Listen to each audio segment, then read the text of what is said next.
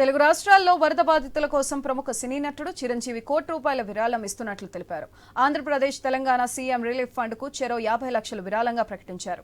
తెలుగు రాష్ట్రాల్లో వరద ప్రభావం వల్ల ప్రజలకు కలిగిన కష్టాలు తనను కలిచివేశాయన్నారు. పదుల సంఖ్యలో అమాయకులు ప్రాణాలు కోల్పోవడం ఎంతో విషాదకరమన్నారు. తెలుగు రాష్ట్రాల ముఖ్యమంత్రుల నిర్దేశంతో 2 ప్రభుత్వాలు పరిస్థితిని మెరుగుపరచడానికి సాయశక్తులా కృషి చేస్తున్నాయని చిరంజీవి తెలిపారు.